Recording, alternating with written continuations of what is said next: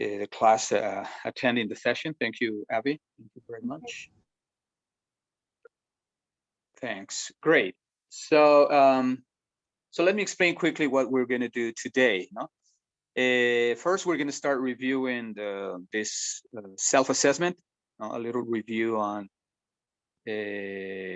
principles of assessment. No? So for this purpose, I'm going to ask Abby to share the document, principles of assessment. Then I would like you to have one or two students explaining their homework, their assignment. I just got the link that Avi sent me, and I was checking 2 or 3. They're very good, complete. So I'd like to have somebody present their examples of the 5 principles of assessment. That is practicality, reliability, fairness, etc. No? And then I guess in the next session, in the second session, we're going to do this document that I just sent you today. The name is classroom-based assessment task templates. No, it's a compilation of chapters 8, 9, and 10, I think, from the book. You know, a summary, and well, I don't know if we can finish that. Well, ideally, we should finish this today. If not, you would have the rest of this chapter to read at home and answer the questions, watch the videos, etc. Great. So first, I'd like to start with this document. Abby, if you could please display this on the screen now. Self-assessment 3. Principles of assessment. No? Okay. Give me a moment, please. Thank you. Sure. Thank you very much. So as you know, the topic of this Unit 3 document is principles of assessment. And so we're going to go to the last page, page 3. Yes. Yeah. Could you repeat the name of the document, please? I got lost. Yeah, it's principles. Yeah, Unit 3, T1 meaning tema 1. Yeah. Principles of assessment. Principles of assessment. That is. And we go to the last page. Yeah, that's from the last class, not from last Thursday. Yeah. Yeah, exactly. Yeah, thanks. Great. Now can you see it? Yes, of course. Now I can see it. Yeah. And so let's as a review, no, let's go through these questions on page 3. No? Question number 1 is, if a test is easy to construct, on page 3, if we can go to page 3 here. If a test is easy to construct, administer, and score, and interpret, then we say that this test, the principle here is, and we have 3 options, A, B, C. So when it's easy to construct, administer, score, and interpret, what is the principle underlying here?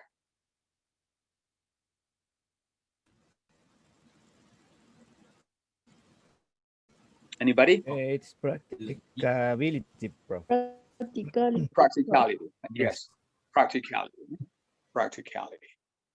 Great. Number 2, if a test is consistent and yields similar results when administered to different student groups, we say that this has a great degree or a high degree of reliability.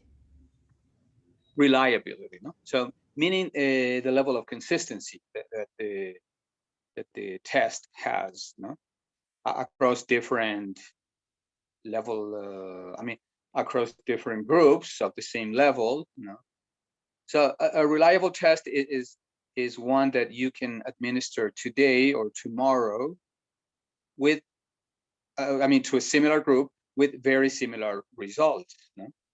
With very similar results. So reducing all possible signs of inconsistency, no? Of course, having a 100% consistent test is impossible, no? There's always room for some inconsistency. Great. Number 3, if a test measures what it's supposed to measure and what what promises to measure, and offers meaningful information about a student's ability, then we say this test is valid. Valid, no? Valid. So validity is one of the 5 principles, right?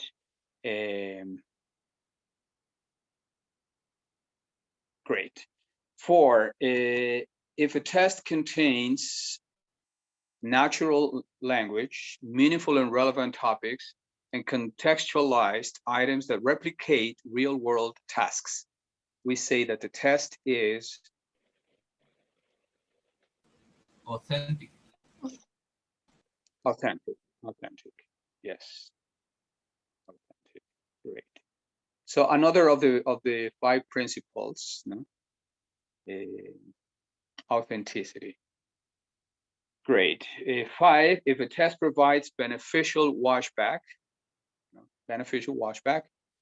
what can be concluded? A, B, or C? A, prof.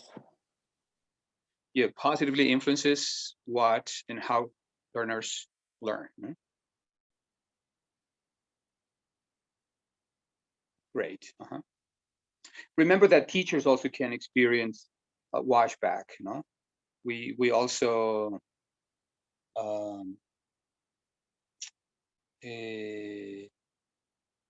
get. I mean, the impact of the exam, it can also be on teachers, on the teacher administering the exam.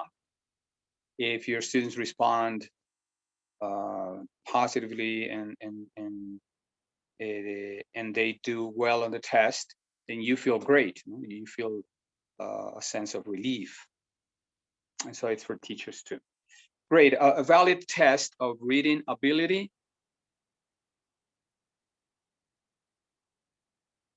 Let me see that. Official watchback 5. A test. Yeah, number 5. Sorry. Yeah. It provides beneficial washback. Positive influences how we learn. Yeah. Sorry, I missed number 6. A valid test of reading ability. Letter B. Letter B. You know, actually measures ability on this skill. So that's one of the fundamentals of validity. No? That if you're checking, for example, a particular skill in reading, then the test should be about that particular skill, not about the previous skills. No? Not about previous knowledge of a subject or grammar, no? Because you're not testing grammar. Sometimes we are tempted, no, to correct grammar, for example, in all writing activities. No? And for example, if students are in level 1, you should correct only errors that are likely to happen in level 1, not errors that could happen in level 3 or 4, no, or in advanced. And peor, grammar, no? Exactly. So that's validity. It has to do with validity. 7.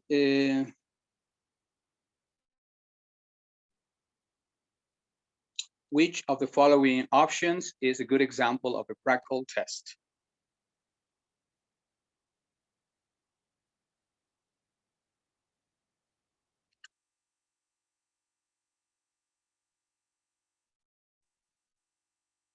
A, B, or C? B, Prof. I guess a B can also be part of a good test, you know? But the rubrics is only one part, you know, I would go for A, you know, a test that offers learners the opportunity to complete it within the set time frame, no? Because we're talking about practicality.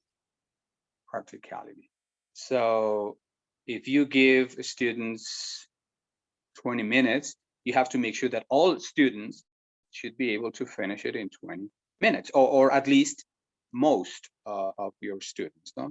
Because we sometimes have very slow students, no? Right. For example, it's not practical, for example, that you give students, for example, a writing test and say, for example, you have 20 minutes to write a 3-page or a 2-page composition, or write an essay in 20 minutes, no? Because it's not practical. Nobody can write an essay in 20 minutes. No, you need time, no, to pre-write, to decide on what you want to say. For a writing test, you need at least 40 minutes or 45. Entonces el tiempo tiene que jugar a favor del alumno, not against them. Right, and then we have these 3 last questions, 8, 9, 10. 8, 9, and 10. If we can scroll down a little bit. Yeah, so reliability, is it A, B,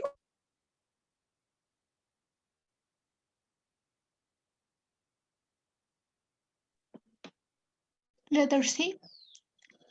letter C, no?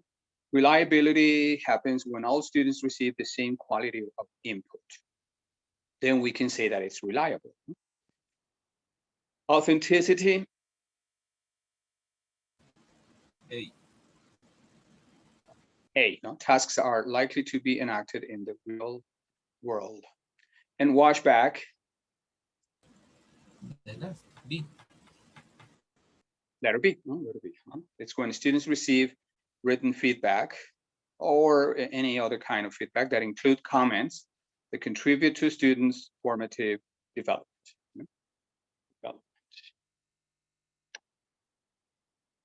Great.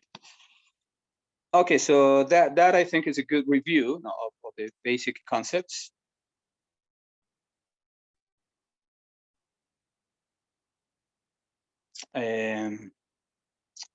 Great. So we're going to close this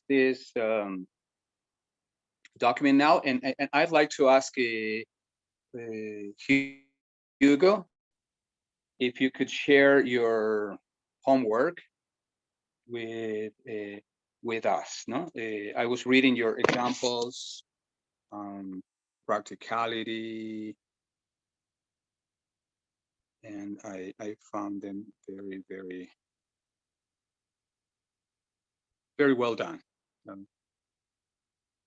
I have it here in my computer too, but if you could display, no, Avi, if you can allow him to display his and share his document with us.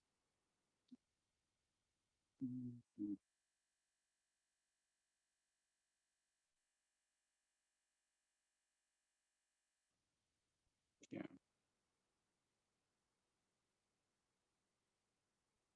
I'm going to ask you, Hugo, if you could do a little presentation. I don't know how much time we have left. I guess we have 25 minutes. So hopefully you can cover all aspects in the remaining time, please. Sorry, Professor, I just connected. My internet was kind of bad. I just Okay. resumed the session. What did you ask me? Sorry. To share your assignment, your homework on examples of practicality, validity, etc. on real tests that you have, or on tests that you have given to your students, no? Uh, Or that you have found online. Yeah, sure. Give me a moment so I can connect my computer there. Here. Great, great. All right, I can share it. Yeah, Avi just sent me the link. She has the link. So all you have to do, Avi, is click on the link. And I think Hugo's homework is the second or third in the list. And you can display that and then Hugo can explain, no? Maybe that's more practical. Yeah.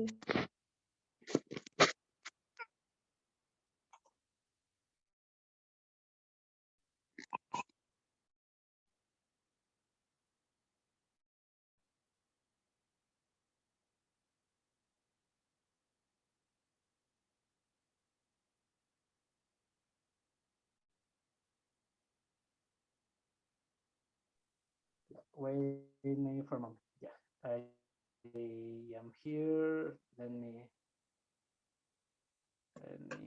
You already, you already shared. Exactly. That's it. Okay, okay. Yes, great. Yeah. Um, you can stop sharing so I can do it. And Oh, okay. yeah, so not to disturb you. Yeah, thanks. Sorry. Sorry for that. And da, da, da. All right. Yeah, Great. you should be able to see my screen now. Yes, yes, yes. Very good. All right. Basically, as you propose in your message, the homework was to establish two examples for each principle. As you can see in the screen, we start with the practicality principle, which is a assessment process that support the teaching, learning in order for quality evaluations to take place in instruction. So first, we can I look for the examples of the proficiency tests like TLP, CPE, FCE, and those are very good structures of how a teacher should propose the assessment process, because these are very easy to grade and also um, evaluate key aspects of the language uh, knowledge. So other example is for something more specific, the grammar tests, because this relates directly to the grammar structure. So it follows the principle of practicality, because grammar is either wrong or correct. There is All no right. middle point there. So yeah, these kind of exams that aims to evaluate a specific part of language instruction are very good examples of the practicality principle. Practical. Now, reliability. It is the indicator of the number of errors we are making we are making when marking our students' work, and how consistent this marking is. Our So, marking is. so yeah.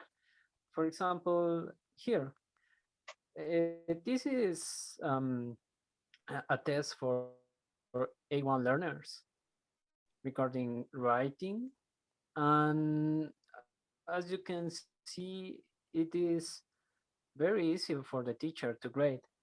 However, students Yes. are not are not being defined. Their skills are not um, put to the test in reality, because they can easily copy their tests, and since these are just multiple options, these do not reflect the principle of reliability. How can we know if our students know the right answer, or if they just guess it randomly? How? So Another example here, we have these vocabulary tests. Regarding vocabulary, these kind of tests are a good option and are reliable options when to follow the principle of reliability. So, for example, in here we have a list of words, and each one of them belongs to a specific sentence here. So there is Yeah. no, so the students need to know. It is more difficult to copy here too, because might be some examples that might be related. So students are divided here. And this is a good example of a reliable test. Then we have the principle of validity, which is the Validity. appropriateness of inferences, uses, and consequences that result from the assessment. Validity focus on how useful and how attached to reality as a test or assessment is. So, for example, here, Yes. the first example is regarding to a writing test, and this is more specifically from the an FCE evaluation, related to what happens in real life, because obviously there might be some situations where you have to write to your friends in English. So knowing this ability, practicing this skill is very useful, and our students will benefit from taking this kind of assessment. And Just- also, Yeah, Hugo, I want to ask you something. And this example that you're talking about now, you're, if I'm not mistaken, you're describing this as, I mean, you're talking about the validity principle, right? yeah, Yeah, because, well, yeah, well, because what you are describing now is, it's like a mix of validity and also, what is the other one? Authenticity.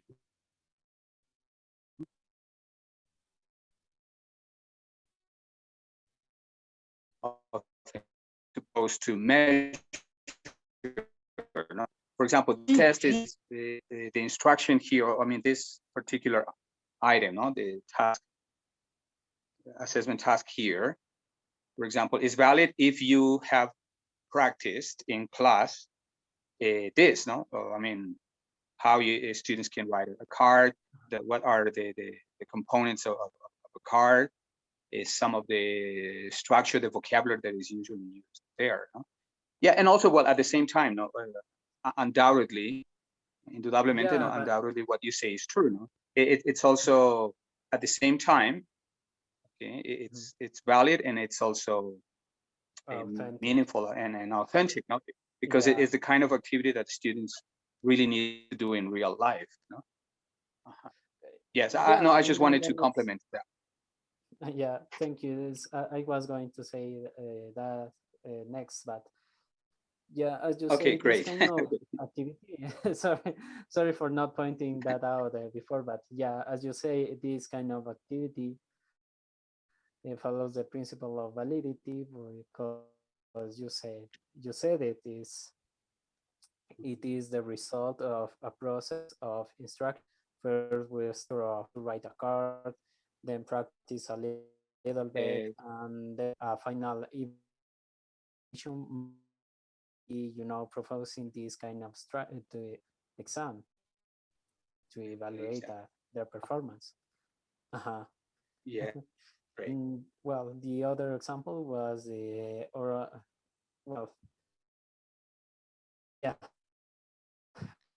but in this case,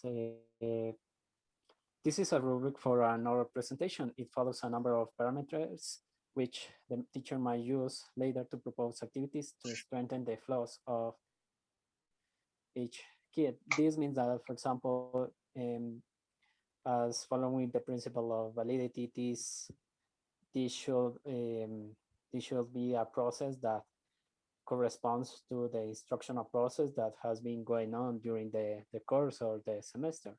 And each one of these parameters here in the rubric are corresponding to what we have taught in the class. And that's why they should follow the principle of validity. They should aim to follow the structure process we have been teaching all along the year. Authenticity. Authentic tests use natural language, contextualize items, and the topics in the test are relevant, meaningful, and interesting. Yeah, and this is closely related to what I was saying before about validity, because all the activities, all the assessment process, all the evaluation should follow a clear objective, and that objective should be to propose and complete activities that are as closely related to what happens in real life as possible. That's why using authentic material in language classes is so important, because that is what our students might find on the internet or in the USA or any other English speaking country. So these kind of tests are really useful. For example, the TLP, the test of English language proficiency. This one is, for example, about listening comprehension. And as I researched about this, and these kind of tests use real material, real conversations, interviews, radio programs, just to making sure that our students know what we'll face in real life. And also following the same line, we have here a reading activity. As you can see here, this is an article about bicycles. This one is, this activity is very basic, but however, this is taken from a real life example. So our students can also benefit from, using, completing this kind of exercises or assessment. And finally, the washback. Yeah, finally, the washback is related to the aftermath of the assessment process and what we will do in the future. And these are closely related, for example, to the rubrics and to the, for example, the grades that we have, how we have graded our students. So, well, this washback basically is the step to improve the language teaching in the future. Maybe the activities we proposed before are not so good, and these results will reflect on our students' performance.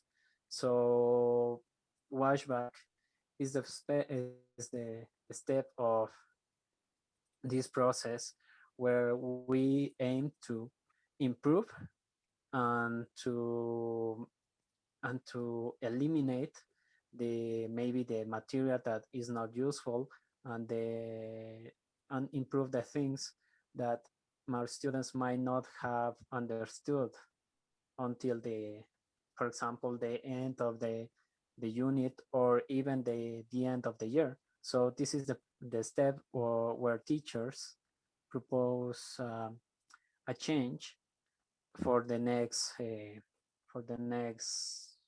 time they instruct that course. So yeah, those were my examples, and here is the other task. Yeah. Yeah, can you go back to the document? yeah. Don't close it yet. I would like to say something about the last part, which I found particularly very useful, because you not only did you complete the task, but also here now, right here where the screen is now, you wrote this important information about washback, no? Because what we had in the document was pretty specific. No, just we said washback is the impact on students, but what you wrote here, no, I find it particularly useful. No, washback is useful to assess the overall performance of the students. No? So, for example, after a unit block or midterm or final. So it's a good indicator of what you need to do next. No, whether maybe either you need to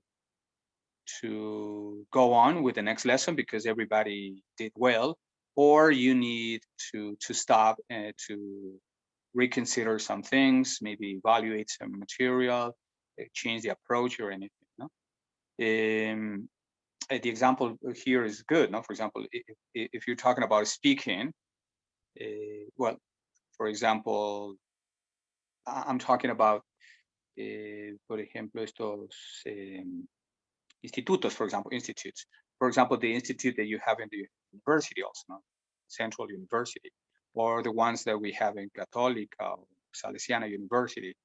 No, if a student cannot cope with the speaking tasks, then students are failed. You know, I remember clearly working there, and the speaking had the same weight as the writing part. It was 50-50. So a student could do wonderful in the writing part. I mean, grammar, vocabulary, reading, etc. But if they can't speak, they fail. They fail because it had the same weight, 50%. And so this is a good example, no, where you can when washback is more important, no. So you get to decide if a student should continue, you know, and pass the level, or unfortunately they have to fail, no, and for their own benefit. You know? And then what you wrote here, no, another important aspect is the overall grades, no. Well, it's something that we usually wait for till the end, no, because we don't want students to get negative watchback, no. That's why it's preferable, no, to not keep it a secret, but at least don't reveal data about that until the end, no? Because we know that a student can do great in class, but if you tell them that his grade is very low and that he needs 10 to pass the semester, knowing that 10 is very difficult or impossible to get, then the student's watchback is negative, no? And then he says, no, I already failed, so I'm not going to even try. And so Yeah, and that's another aspect. yeah, is Please go on. sorry, but I needed to tell you that yeah, what you say is true. We don't want to make our students feel bad about their performance, because if they see that their effort is not enough, they will stop paying attention or making their homework, because they will see that maybe they will think that it is useless. And yeah, as you say, that's why it's not so good to reveal the grades until, you know, maybe the end of the year or the end of the unit. Exactly, the end of the unit. Yeah. Thank you for your contribution. So watchback in the end is a reflection of how well we're doing, you know, as teachers. That's why watchback is the concept of watchback includes teachers, no? I mean, because we can also experience some depression, some anxiety, knowing that our students are not reaching the goals, no, that we, because that means more work for us, no, you have to repeat, you have to find a different perspective, and that affects us as teachers. No? Yeah, and it's also Great, but a principle of assessment as